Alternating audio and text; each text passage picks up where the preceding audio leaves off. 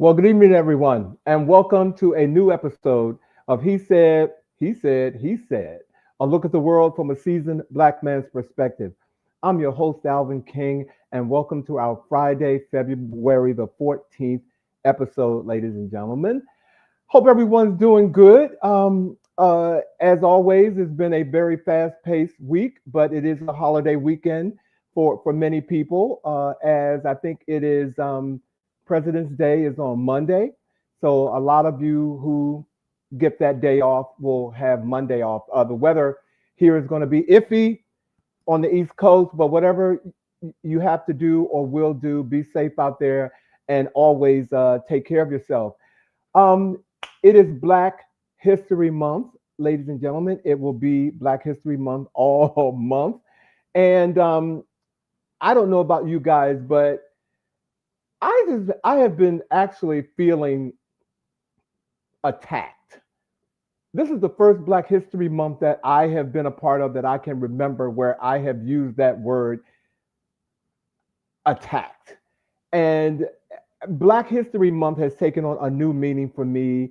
And I don't want to get into all of that, but happy Black History Month to everybody. You know what's going on in the world. And I'm just going to let you know at this time, keep your head up. All right. All right. If you're wondering why all this red is around me and on me and whatnot, it is Valentine's Day, ladies and gentlemen. I want to say happy Valentine's Day to all of you. And hopefully you're having a great Valentine's Day. I don't want to put too much into it because some people like Christmas. Valentine's Day bring on, depression for a lot of people, as well as loneliness, because not everybody has a Valentine to spend it with. But happy Valentine's Day to you. How you doing, Michelle? How you doing, Monica? This was an amazing week because the Philadelphia Eagles beat the Kansas City Chiefs. And when I say beat, they beat them down last Sunday. I mean, first of all, I had the pleasure of being a guest at a wonderful Super Bowl party weekend, and it was just absolutely incredible. Kudos to all of you who, hosted me. It was just a great time. And I mean, the Eagles came in and did the job that they set out to do. But the Philadelphia Eagles win in Super Bowl 59 will go down in NFL history for multiple reasons. First, it prevented the first ever NFL three-peat and provided the first Lombardi Trophy for quarterback Jaden Hurts and Nick Sirianni, and the first most MVP for Hurts. But it was also a notable contest for historic firsts on the sidelines. Autumn Lockwood, the Eagles' associate sports performance coach, already made history in Super Bowl 58 when she became the first Black woman to coach in a Super Bowl. On Sunday, she made history once again as the first Black woman to be a Super Bowl champion. I am not mad at her for Black History Month. I'm telling you, look, Autumn, I am so proud of you. I just want to scream your name, and I'm so glad I have this opportunity to say your name because you are a winner, baby. Oh, RuPaul, don't come get me. But Autumn, congratulations to you and your Lombardi Trophy for Black History Month. This was very, very major for me to announce. And this weekend, with everything that's going on, we need a lot of laughter and a lot of joy, ladies and gentlemen. So I am pushing that you all see the SNL 50th anniversary show, which comes on tonight on Peacock. And it's a homecoming concert, a concert special that features the show's legacy of musical performances. And that is tonight at 8 o'clock. It's going to be on Peacock, hosted by Jimmy Fallon. And on Sunday, the second NSL 50 anniversary show or special is a TV special that pays tribute to the show and its creator, Lorne Michaels. And that will be on Sunday, February the 16th. Look, we need as much laughter and joy as we can get at this time, ladies and gentlemen. And hopefully tonight, me and the fellas, we're going to bring it to you. So if you all are ready, let's get on with the chat.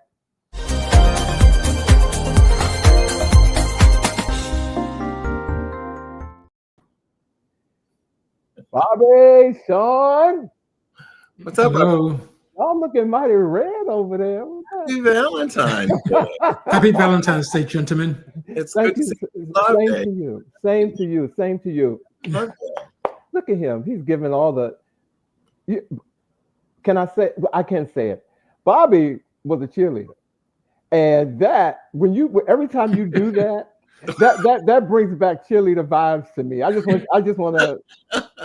I was a varsity cheerleader at Howard University. You are absolutely correct. Wow. Yes, he was. Come on, Howard. Come on, Howard. No. Yes, he was. HU. HU. But I just, but I do want to say kudos again to it. May be winter, but we're gonna shout autumn. We're gonna give autumn her flowers right now. I love that. That's wonderful. That is so very special, and for it to happen during Black History Month, as you said, that's an incredible feat. So That black girl magic was needed, and I was so happy to hear that. I didn't know that, and I got a little tidbit that I heard about Jalen Hurt.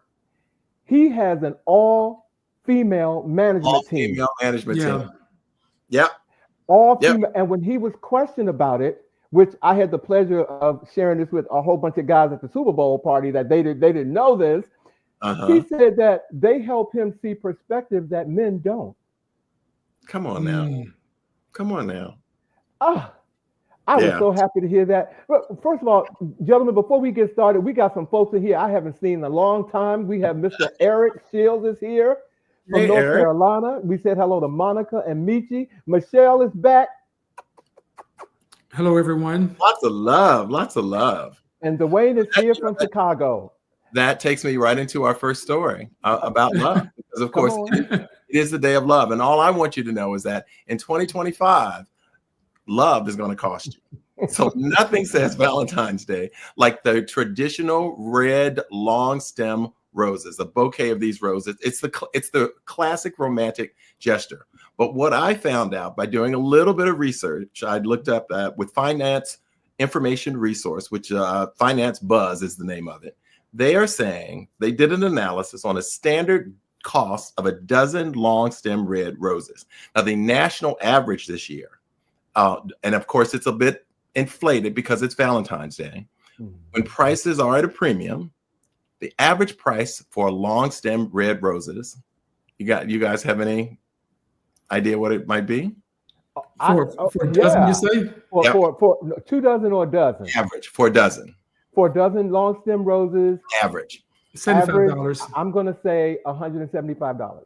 Oh my God. Well, first of all, we know you, Mr. King, and where you it is $90. So Shawn is a little closer to it. And again, that is the average, but hold on, because in addition to that, Finance Buzz was also good about finding out. So where are the most expensive roses to be found in the nation and where the most affordable? So the highest state, Hawaii, at 143, which is a lot closer to what Alvin was saying. So if you were in Hawaii and you bought roses, long stem roses, that's what you'd pay, Alvin. Followed by Texas at $110 and the state of Washington at $106. Now, where do you guys think the most affordable roses might be? What state might give you the most affordable roses? California. Bingo. California, it is. And they are $68.33, followed by Indiana, $74.33, and Alaska at $75. So the cost of love is not cheap. It's better on the West Coast, it sounds like. Okay? Yeah, it is. It's in terms of, spending money. But let me say, you all, Bobby he tried to do this every now and then. I am very frugal. And the only reason why I said $195 is because— Oh, do tell us. Yes. Because mine typically come with a base. And so, you know what I'm saying? They don't just lay in a box. So I need them to have a keepsake. So that's why I said that. Are you refuting my point or are you confirming my point? Mine come in a vase. They can't lie in a box. I think you're confirming exactly what I was saying. Well, sometimes you only get one time to make an impression. In fact, you only get you get one shot to make a first impression. That's one shot. Yes, you do. Correct. You get one shot. So I tend to go for the gut. You know what I'm saying? If you're going to like me, I want you to love me also. So I'm sorry, ladies and gentlemen, I didn't mean to take y'all on that road. Okay. But happy Valentine, Bobby. That was very good. That was some good reporting. I thought you guys were like a little quiz in the beginning of the show. Now it takes me to the next story. I actually have the next one. this one, of course, is not quite as fun and cheerful as my first story. But this one is, in response to some of the most recent presidential executive orders. I'm sad to say that the Google Calendar has joined the bandwagon and really started to adhere to some of these changes that are being prompted and pushed. Google Calendar has decided to remove references to Pride, Black History Month, cultural recognitions in general. Women's History Month, all cultural events are now being removed from the Google Calendar. And it's actually a little disappointing because as someone who spends a lot of time working around issues of diversity, equity, and inclusion, and I want to say just at the start, I'm pushing people to say those words, to not allow people to always use the acronym, because the acronym lets them get out with this DEI notion. Make them say diversity, equity, inclusion. What is it that you are opposed to? The diversity, equity, or inclusion? If we're going to call it out. So Google Calendar is stopping right now all of the recognition of the cultural recognitions. And it's just, it's disappointing to me. But they are joining the bandwagon under the pressure of 47, because like you all know, I don't like saying his name. But any thoughts on that, guys? I think it's quite disturbing. And I hope that next month we won't see St. Patrick's Day in my Google Calendar. That's a very good point. That's a very good one. Now, can you pick that mic up and drop it again, please? Can you pick the mic up and just drop it one more time? Because I don't think they heard it. I got a pen. Okay. No, it's disturbing because next month is, St. Patrick's Day. Yeah. And will that be on the calendar? I guess we can look right now and check, but. Or will it be acknowledged by the president? Well, I was going to say I'll be watching, but we know that because that's the Irish, and the Irish are part of white America, that holiday, which is technically not a federal holiday, will be acknowledged. It'd be interesting. And of course, Women's History Month was removed as well. So again, I think people are being alerted to the notion. I think a lot of people bought into the notion that diversity, equity, inclusion primarily focused on race, and that the only people would be impacted would be Black and brown people for the most part. And I think there is this sense of shock among America right now as you look at some of these people who've lost their jobs because of some of the decisions that are being made. I think the reality of it is some of them are sitting there in shock going like, we thought it was going to be them, and it's actually ending up impacting us as well. And so, Bobby, I want to make sure that I understand what you're saying, what Google is doing. So things like anything that's related to Black history or Juneteenth or anything, and I mean I'm naming primarily African American or Black events. It is my understanding that recognitions of cultural celebrations like Black History Month, Women's History Month, Pride, those month-long types of activities, or those that really kind of focus on, again, diversity, equity, inclusion, are likely to not be included. Well, again, St. Patrick's Day and Ash Wednesday. Oh, you would. I said so we'll have to see. Well, and with the big months will not be a part of the Google Calendar, apparently. I know we haven't had anyone from the organization or had a story about it, but I want to know, with World Pride coming to Washington, D.C. this year. It's going to be very interesting. And we're working on it. Very interesting to see what this administration does to halt that, because I don't know how much government influences in what's happening, but it will be on government property. Absolutely. And I'm glad you pointed that out, Alvin, because I want people to understand that normally, annually, around the country, throughout major cities, there are pride celebrations and parades. But I really want people to understand this is World Pride. We are talking millions of people who will descend on Washington, D.C. in celebration of Pride. And so I agree with you. I think it's going to be a really interesting situation, and one that I don't think is going to go without pushback. Well, before that, remember, we have DC's Gay Black Pride Festival. Yes. Pride is in June. Yes. DC's Black Pride is in May. Correct. Both of them. But Pride anywhere this year. Like I said early when I opened the show, I said Happy Black History Month, but I feel under attack again, as a Black person, as a Black gay male, I feel under attack. And, it's anyway, a lot will be unfold. And I'm going to say, trouble don't last. And who's in control? And who's in control? Who is in control? Trouble don't last. Well, Bobby, you opened up, you talked about expensive flowers. Well, we all saw Beyonce get those 2 awards. Yes. Country Album of the Year and then Album of the Year at the Grammys. Well, she also announced her new show, Country Carter. Country Carter. Her new show that actually will be Cowboy Carter. I'm sorry, ladies and gentlemen. Beehive, don't throw a shoe at me. Don't do it. I'm do it. I'm ducking. Okay? Maybe I'm wrong. Cowboy Carter. The tickets went on sale this week, and the fans are pissed because the ticket prices are, they saying that they're high. Okay, first of all, if you are a Beehive fan like me, you go to pre-sale. You know the drill. You go to pre-sale and you do what you got to do to get in line. But when they went to pre-sale, there were 78,000 people in front of some people who went to pre-sale. Oh. That's how in demand that the tickets are. When we talk about Beyonce ticket prices, they've never been cheap. Yeah. They've never been cheap. I'm not going to talk about the cheapest Beyonce ticket price that I've ever paid, but it wasn't what they are now.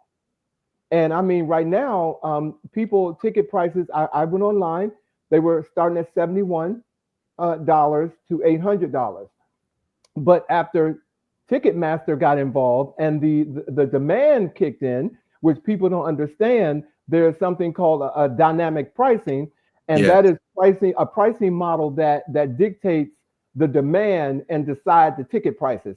The tickets went up to $3,000.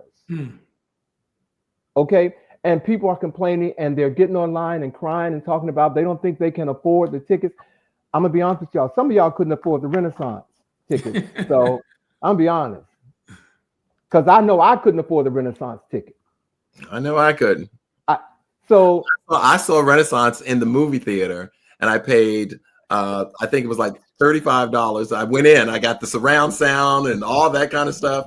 And I thought I had an extraordinary seat. Right. I was comfortable the whole time. Right. The only thing they didn't have in the theater was a porta john because you sat there for 3 hours and you ain't want to get up to leave. Okay. Yeah. So you did not want to leave, but to Bobby's point, the ticket was $35. So, hey, Cowboy Carter is coming, and Beyonce. I know for all of you who are complaining, you're gonna buy a ticket anyway. You're gonna find a way to buy a ticket, but they are very expensive. Given the uncertainty of people's jobs right now, given this government and all that's going on, that people are going to shell over. The average person. If you're wealthy, you're going to be wealthy. But I'm talking about there are people that I know when it came to that last concert, sacrificed some fundamental things that they were supposed to be taking care of in order to be at the concert, not to mention getting that silver outfit to go and all of that. And I just find it really amazing that people can complain about the cost of eggs, which are expensive, and yet somehow find hundreds and hundreds of dollars to go see someone in concert. And take your kids. That's priorities. Yeah. How about that? Yeah. Ladies, Shawn and Bobby, we have some folks to join on. Raw Health, thank you for being here. Thank you for that compliment. 3 handsome brothers in red. Appreciate it. Shawn and Bobby coordinated it, and so I'm happy about that. JJ, thank you for being here tonight and showing us some love. Kendall, thank you for joining us tonight. And Rodney Bryant, my soul brother, what did he have to say? He said it was reported today that the T in LGBT has been removed from the Stonewall Monument website. Yeah, there is as you were talking about being attacked and feeling attacked, the transgender community is a target right now. And they have literally removed at the Stonewall Monument website, the Stonewall Monument, like transgender, like the founder, like the person who inspired Stonewall was a transgender Black woman. Yeah, Marsha P. is her name. Marsha P. Yes. Why did they allow them to do that? What that's my first question. I agree with you, Alvin. Like, why and who's a part of Stonewall, yeah, allowed that to happen? That's some homework in the making for me. I would imagine, and I could be wrong, but I would imagine it is probably tied to funding. If they receive funding in any way from the government, they've been instructed that they have to take these. I have friends who work for government agencies who have spent the last week and a half rewriting aspects of their websites and all of that to take out words like diversity, equity, inclusion, literally because they will lose the funding. And if they don't do it, if they try to stand for that, they would lose the funding for all of the other initiatives that they have. And so some of them are feeling the pressure and the necessity to cave in order to save the program. The program. Yeah, exactly. Because PBS also just removed DI from its website and its efforts going forward. PBS. Wow. Yeah. Wow. That is shocking to me. Charles Dodson, he had a comment about Beyonce. He said, nothing against Beyonce, but I don't want to hear anyone complaining about egg prices, but we're going to spend hard-earned money on her concert tickets. Charles, you get my vote. Okay, how about that? And Rodney just confirmed that the Stonewall is a national monument. So that's the federal funding. Federal funding. Yep. My Lord, my Lord, my Lord. It doesn't stop, does it? No, it doesn't. It's not going to stop. And I wonder how the federal employees are going to pay for those Beyonce tickets or the price of eggs when they don't have a job or place to go, at least for some of them, because some of them have been trying to take the 7-month severance that the White House has offered them. And some of them are finding out that, oops, I don't qualify because I'm considered an essential employee. So now they are stuck. And of course, we know that a judge just basically persuaded the federal workers that they can move forward with this idea of making federal employees resign. And this is what's crazy to me about this whole story. To me, for those folks who are wanting or have taken this 7 months severance, it reminds me of that very popular Netflix show called Squid Game. And you remember that in this game, people were trying to win basically billions of dollars. Okay. And it got me thinking that people have their priorities wrong. Even today at the barbershop, I'm hearing the barbers talk about, if the orange man came in, would you give him a haircut? Even if he paid you $10,000, and all the guys in the barbershop says yes, I'll give him a haircut. I don't have to like the man. I don't like his spots. I didn't vote for him, but if he wants a haircut for 10 grand, sure, I'll do it. And I thought this is exactly again what Squid Game was all about. People are choosing money over something that is more important, like their long-term life, if you will. And remember, in Squid Game, guess what happened to all the characters? I didn't see it, so tell me, what happened? They died, all but one. All the characters were killed because they chose, in other words, to take a lottery ticket, hoping they'll win something versus food that will sustain them for life.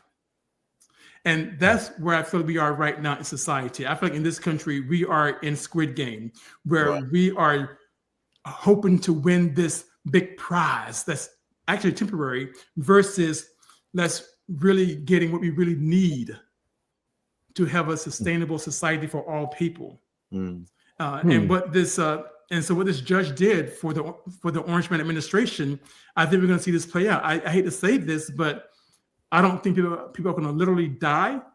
But I do think that those who are taking these buyouts, if they can, I think in 8 months, they're going to regret it. And they're going to basically be somewhat spiritually dead, if you will. I think we will definitely see suicide and depression on the rise. It's going to be It's going to be significant, and it may not be, all Black people, because believe me, white folk they don't know how to deal with some of the trauma and stress that we deal with at all, because we've been dealing with it a long time. And just because we've been dealing with it don't mean that we want it, but we know how to deal with some stuff. Yes. So privilege can shelter you from a lot of things, hardships. Yeah. How about that? Thank you, Shawn. Thank you. Oh man, I'm sorry. That whole your story, Shawn, about people taking the buyouts, it is really hitting home. I was telling the guys, ladies and gentlemen, backstage, I know people who are being affected by this. And it's like hitting home. It's so close and it's terrible.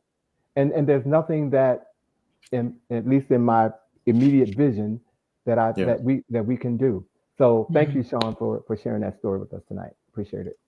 Thanks. Well, we're talking about the government, and I'm going to keep it rolling. Right now, we're going back to the DOGE, of course, the Department of Government Efficiency, and a recent release of information by the State Department. It's the State Department procurement forecast. Now, one of the amazing things about this list was that a consumer watchdog agency located at an interesting line item in terms of the State Department's potential procurement. It states that it is likely that the government will spend an approximate $400 million on armored Teslas. 400 million. Now, the person who founded Tesla, I don't like saying his name either.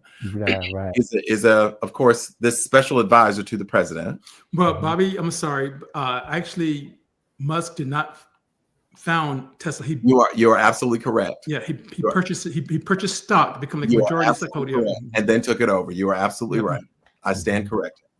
But the person who leads Tesla is certainly supposed to be cleaning up inefficiency, and here he stands to make who knows how much money if there is a contract for $400 million.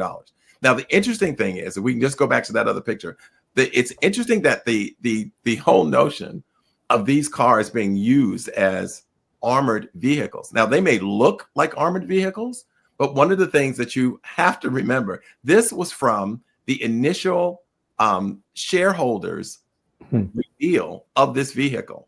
And one of the things they talked about was the indestructible glass that was a part of this vehicle. And so this person took this stone and threw it at the glass, and this is what happened. It shattered. It shattered in front of the shareholders. Indestructible. This is exactly what happened. The glass and the stone. $400 million from the State Department. So in addition to it being a car that perplexes me in terms of its aesthetic and its design, it is not. I even saw here in the district, Alvin and Shawn, you might have seen with this recent snowstorm that we had, those vehicles were getting stuck. Yeah. Yes, I did. Yes. We were getting stuck in the snow. Yeah. So we're talking about $400 million. Yes, Shawn, on an ugly car that you plug in. I agree with you. $400 million on a car that is clearly not indestructible. Yes. It's a scam. It's a scam. It's absurd, and we're in danger. We're in danger, y'all. Okay, we are definitely like Whoopi Goldberg and Ghost. Girl, you're in danger. We're in danger. And if you all didn't know that we're in danger, and if being in danger was a picture, it happened on Tuesday when Elon Musk was in the Oval Office in the most humiliating scene that any president I've ever seen or have ever imagined any sitting U.S. president was in. When he stood in that Oval Office with his son on Tuesday, with the orange man, and they defended their efforts to enact a sweeping changes to the federal government and limit spending. This person is not even an official. And he's in the office standing next to the president of the United States leading the meeting while his son is in the office cursing at the president and using cuss words. I heard he dropped the F-bomb. And he dropped the F-bomb in front of the president and was just, first of all, double standards. Who brings their kids to a presidential briefing, or who does In the Oval Office? In the Oval Office, who does that? And for somebody who's one of the richest persons in the world, you don't have a babysitter. You can't get a daggone babysitter to watch that kid who probably heard you say what he said in that office. He only repeated what he said. That was one of the most disgusting scenes or things that I saw on TV that made me stop watching TV for 2 days. It's disturbing. People got to realize that this man, Musk, was an illegal immigrant. Let me repeat that again. He was an illegal immigrant. Right. Okay. People forget that. Correct. Okay. And so now you have an individual who has apparently told his young son that that man sitting at that desk is not the president, because that little boy did repeat that and say that. Okay. He repeated it. And so let's look at American history. And the president deserved it. And he deserved it. Yeah. Exactly. Yeah. I don't recall any private citizen ever giving a press conference from the White House, Oval Office. Ever. And I'm not even one of those people who study politics. I know that would never happen. No, okay. It doesn't happen. No. And Rodney Bryan said, baby, they are doing this in our faces. The administration isn't given a court order the time of the day. You're absolutely right. Right. And Michelle, look at her. See y'all done got her started. Alvin, it's optics. It's a distraction. They want you to buy into the foolery. This is why he was there. Yeah. And I know that. It's called flooding the zone is what they got. They keep putting all these crazy, insane things in front of us to keep us distracted from what's going on over there. I agree with her 100% because it is foolery. And we're seeing that play out right here in Washington, D.C. Yep. As some of you all know, this man also this week, was it last week, he signed an executive order. And this order is called the Bowser Act, if you will. And D.C. is what we call home rule. And so prior to D.C. getting a home rule, I think it was in 1981, 1979, something like that, D.C. was under a control board, which meant that the city was basically being run by Congress. So there are Republicans on the House side and the Senate side who want to take D.C. back to the control board versus us having our own autonomy when it comes to running our city, this beautiful city. And so the Orange Man is using this act to say that DC is riddled with crime and that the mayor is a very corrupt mayor. And therefore, we should get rid of home rule and put it back under Congress. And this is foolery. Again, and I did have the luxury of talking to Council Member Zachary Parker earlier this week. And he said, with confidence, it's not going to happen. But again, I don't think we should take things like this lightly, right? Because this city has fought very, very, very hard to get to where it is. Yes, it's not perfect. Yes, there's still some issues in terms of gentrification, and a lot of Black folks on the east side of the river, wards 8 and 7, aren't getting their just desserts the way that folks are on the west side of the city. Mm-hmm. But this whole thing about putting us under a control board, it would not be good, because they would mean that we would lose control over our police department. Absolutely. Our fire department. Some agencies will probably be reduced in size, which means people will be laid off. It would be a disaster for a city that has become a world-class city. So for those of you who don't live in DC and you come here for tourism and you see all the monuments, please know that there are 750,000 people that actually live in the city. And we are residents without a vote in Congress. Absolutely. And these are agencies that you mentioned that the president would love to be able to control. These are like, to be able to work at his disposal. And so that, yeah, it is beyond scary. And in a world where law and order exist, well, it's unlikely that he could ever do it. But there is a unraveling of law and order. Yes, and people don't know that DC already has about 17 different law enforcement departments. Yes. Not just the DC Police Department, but we have like about 17 different law enforcement departments in this city of 750,000 people. Think about that. Yeah. No state even has 17 different police departments. Okay. Wow. Yeah, as a result of the government being here. Yep. Well, ladies and gentlemen, first of all, these are our top stories, and we wanted to find a way that we could actually, in giving you our top stories, to also be a resource to you.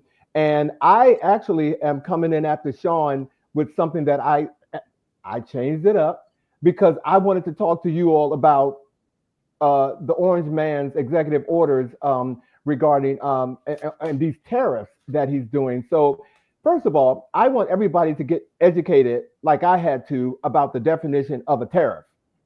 And that is a tax imposed by one country on the goods and services imported from another country to influence it, raise revenues, or protect competitive advantages. And what I was going to do today was tell you all what you need to do to protect yourselves while he is talking with Canada, Mexico, and China, or whatever I won't say talking to them, actually approaching them about tariffs. But Donald Trump's recent imposition on tariffs on imports from Canada, Mexico, and China and other nations is poised to affect American consumers in several ways. And I just wanted to give you like 5 different ways, rather than tell you how to protect yourself. I want to educate you on how it's going to affect you with what he's trying to do. And first of all, there's going to be an increase in consumer prices. And these tariff acts are taxes on imported goods and leading to higher costs for businesses and often pass these expenses onto consumers. So that's one, increased consumer prices. Higher food and beverage costs is going to be, a concern with these tariffs that he's trying to impose. Tariffs on imports from Canada and Mexico, the prices on various foods and drink products are expected to rise. When he told us that he was going to, reduce our food costs, lies. Increased energy prices. Tariffs on Canadian energy imports, including 10% tariffs on crude oil, are likely to raise gasoline prices. Our gas prices are about to go up. Potential job market impacts, which we already know. Yeah. Industries reliant on imported materials such as manufacturing and agriculture may face increased production costs due to these tariffs. And last but not least, economy. Uncertainty and inflation. It's going to happen. What he's doing is really causing chaos for all of us. So in summary, while the intended goal of these tariffs is to protect domestic industries and address trade imbalances, they may also lead to increased costs for consumers, us, affecting various aspects of daily life from grocery bills to energy expenses and employment opportunities. I just wanted to share that with you because you guys, you gotta be focused, do your homework, know about these tariffs and what's coming down the line so that you can prepare to protect yourself emotionally, financially, in any way possible that you can, because they're terrible. Absolutely. You can issue a tariff against another country, but you are unrealistic if you don't think that there are implications of them indeed returning with tariffs for us as well. And as someone, as you guys know, I'm in the process of renovating and furnishing a home. I am very grateful because I just had to purchase a lot of appliances, like 2 refrigerators, 4 toilets, dishwashers, washer and dryers, 2 units, and so forth. And it was not an inexpensive venture, but I can only imagine what it would cost once all of this kicks in. So correct. It's very real. It's very real. Yes, and Bobby, I was going to say that about your home, and I'm glad that you did that because I love LG appliances.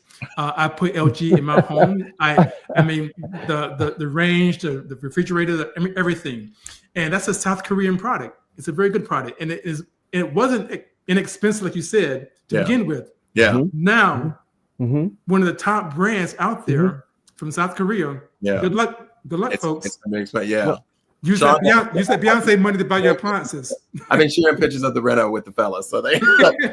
So we're going to wrap up our top stories. I know we have a feel good story that we need to get into. Let's do that.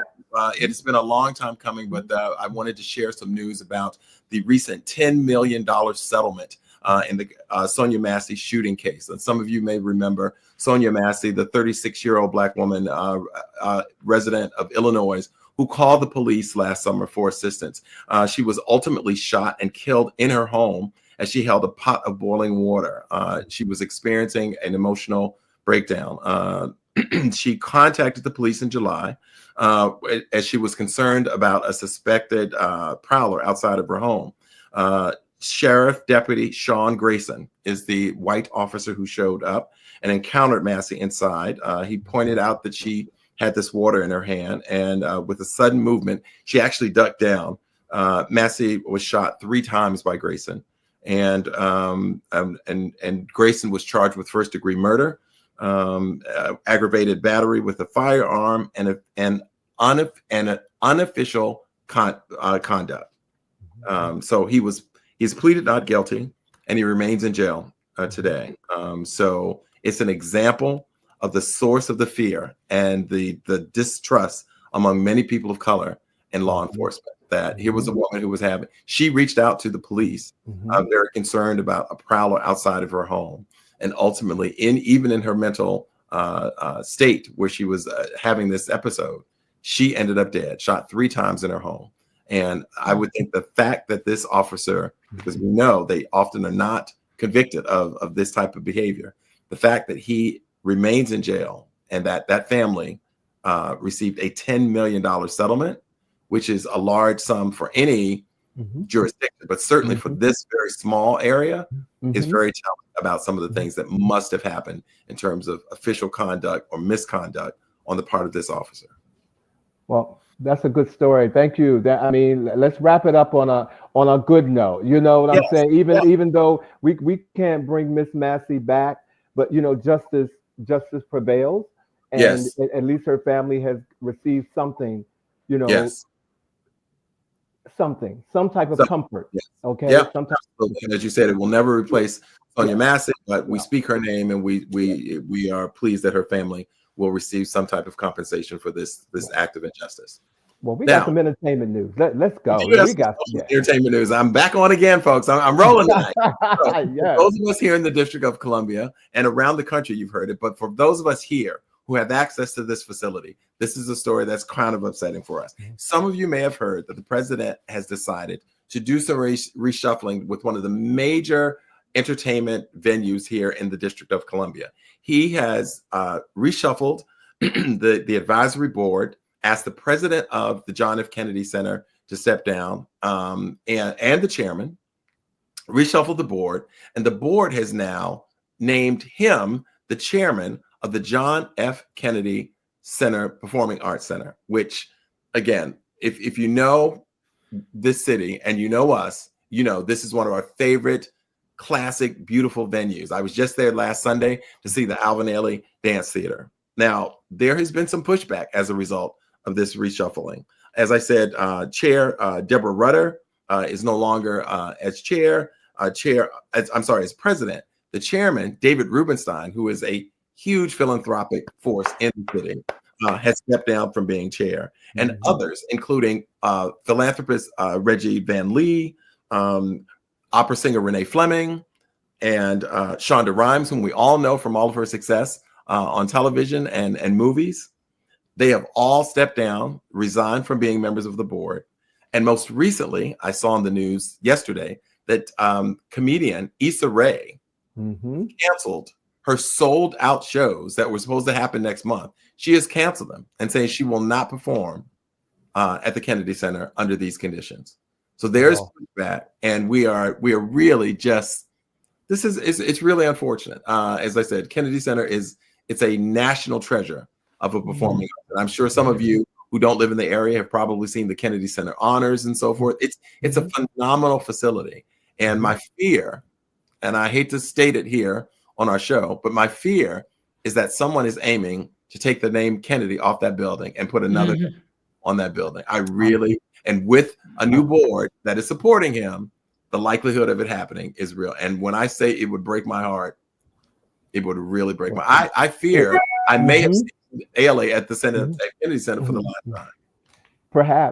Perhaps it is. Again, we're in danger, and you know this is really a.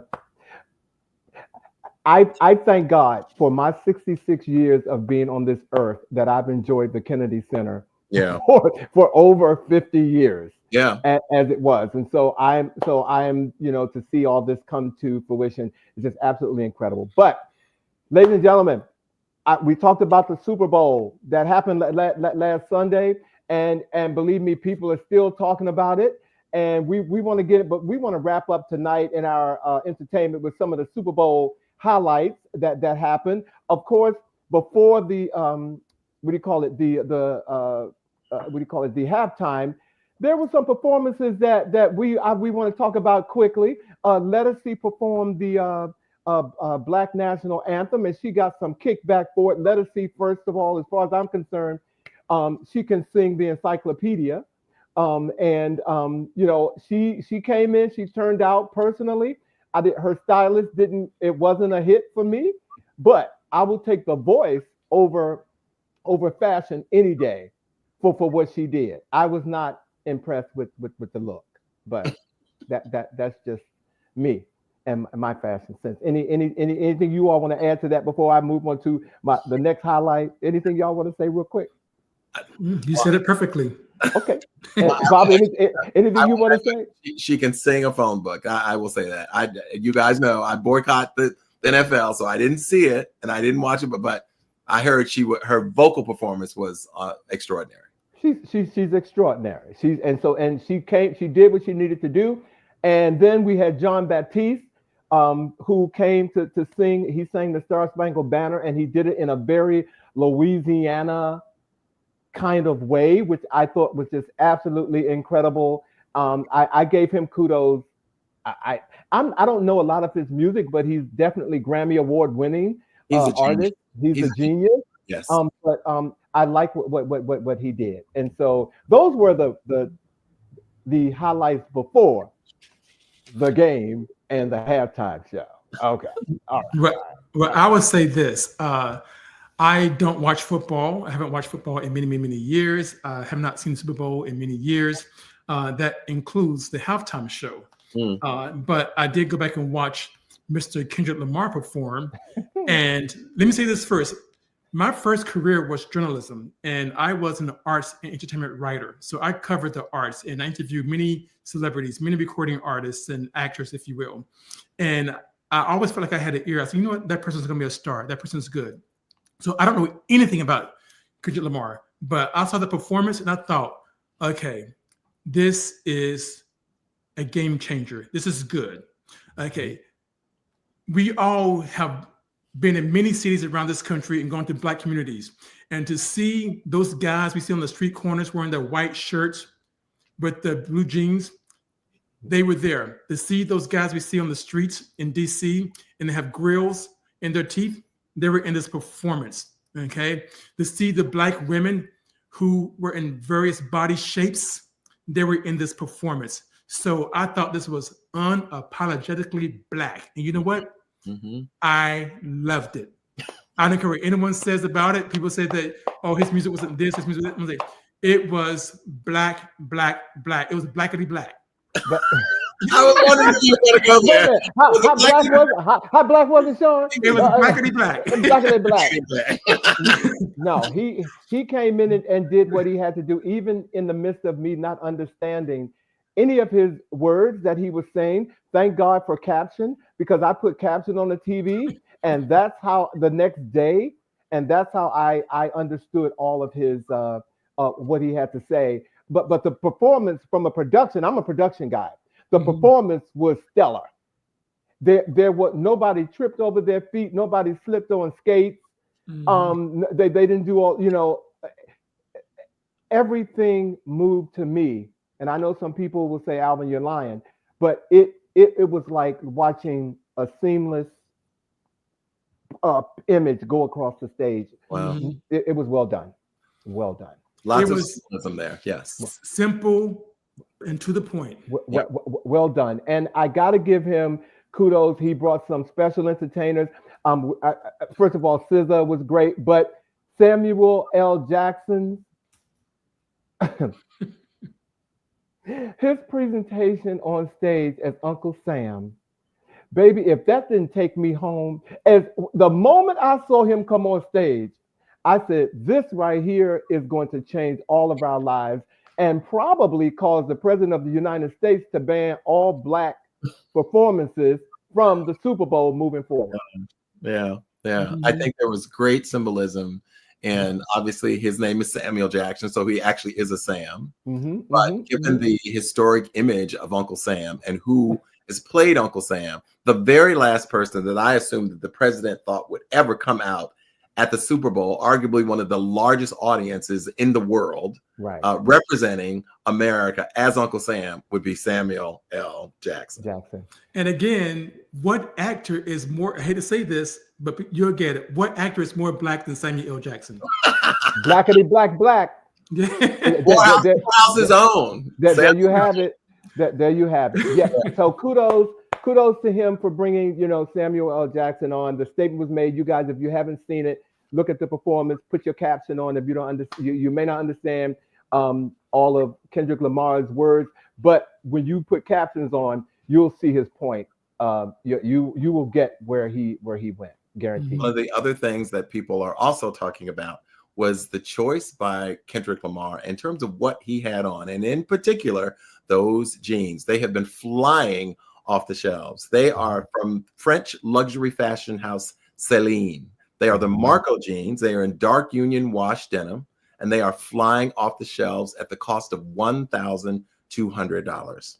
Now, Kendrick Lamar has been involved in a partnership with Celine since 22, and it's been thriving. Now, an interesting point that some may not know, because many have talked about the fit around the thighs, the assets that he showed off, if you will, during the performance. But one of the things that many people were not aware of, he made a choice and opted for the size 29 and women's fit is what he had on. Wow. I'm all about. Look, if it. Thank you, LA. LA said it was a great show. Thank you, LA. And please stay with us, ladies and gentlemen, because Bobby has a special presentation for you all before we leave. We're going to wrap up our entertainment news pretty soon on our Let's Get Newsy. But no, he wore the jeans well. He wore the jeans well, and Rodney said, didn't understand a word, but I want those jeans. And if y'all know Rodney like I know Rodney, Rodney's gonna find them jeans. Okay. He's gonna find those jeans. But you can get them, but like those roses, you're gonna pay. you're definitely gonna pay for them. And to close out Kendrick Lamar's presentation, he brought on Serena Williams to do her, that dance that she did. Walk. It's called a crip walk. Crip walk. Yeah. It's called a crip walk. And a couple of things. A lot of people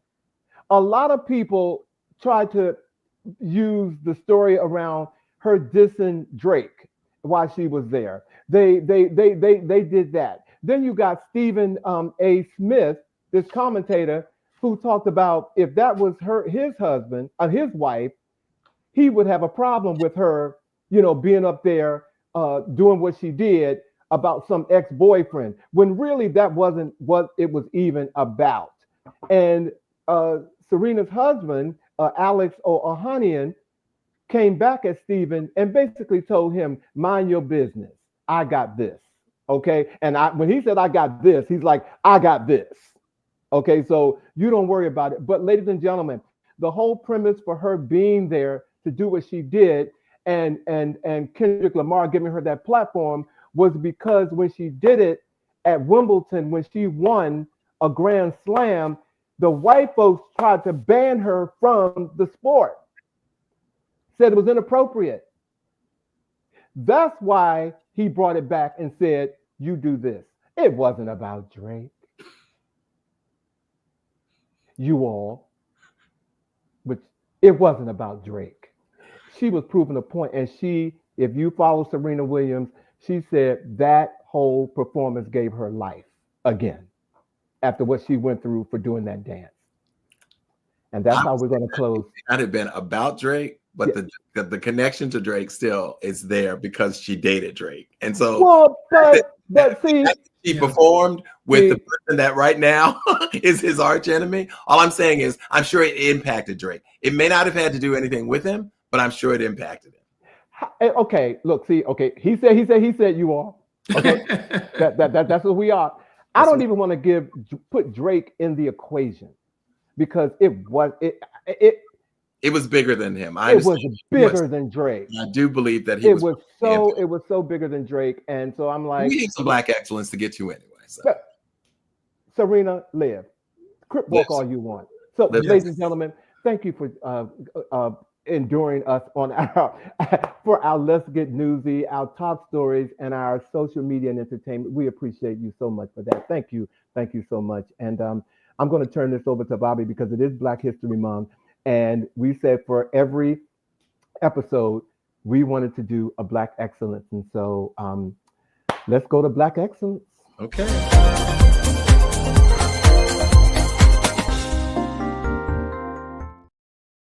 Before I begin, I just want to start with these words. Bleach blonde, bad built body. You would literally have to be living under a rock to not know have heard at least once these words that went viral on social media and inspired many video parodies and even a number of songs and even remixes. The phrase was part of a confrontational exchange between Representative Jasmine Crockett and Representative Marjorie Taylor Greene during a House Oversight and Accountability Committee hearing. Greene launched a personal attack suggesting to Crockett, your fake eyelashes are messing up what you're reading. The comment was not ruled in violation of congressional protocol. It was then that Crockett asked, as a point of understanding and of that ruling and clarification, so if someone on this committee then starts talking about someone's bleach blonde, bad built butch body, that would not be engaging in personalities, correct? But she is so much more than a viral clip. Jasmine Felicia Crockett was born to Pastor Joseph and Gwen Crockett in St. Louis, Missouri in 1981. She is an attorney, a politician, as United States Representative from Texas, a graduate of the University of Houston Law Center in 2006. She was a successful public defender who took pro bono cases for Black Lives Matter activists. She is a proud member of Delta Sigma Theta sorority.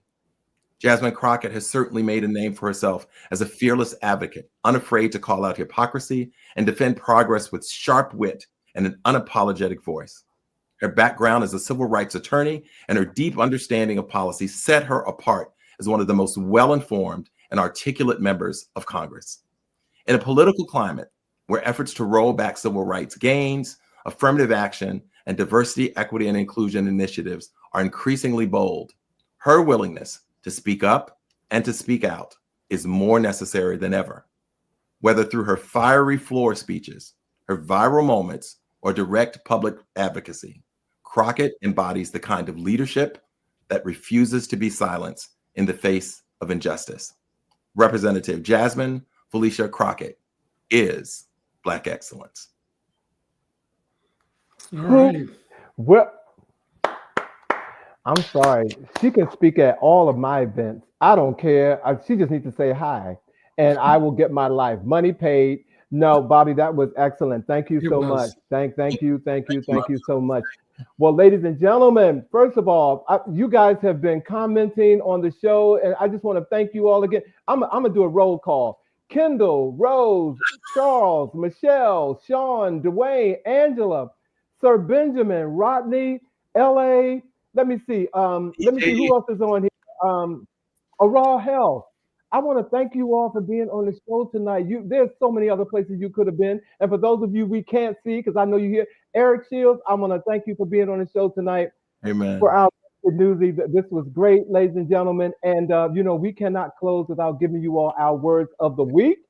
And this week for Black History isn't a separate history. This is all of our history. This is American history. We need to understand that. It has such an impact on kids and their values and how they view Black people. And this was a quote from Karen Parsons, ladies and gentlemen, and it could not be more true. So, happy Valentine's Day to all of you everywhere, especially my boys right here, my guys, my dudes. How y'all doing? Happy Valentine's Day to you. And thank you, ladies and gentlemen, again for joining us. And we look forward to seeing you on the next episode of He Said. He said. He said. He said. Keep it red. Okay. We love you. Good to one another. Ciao. Have a good. Take care, everybody. Bye-bye.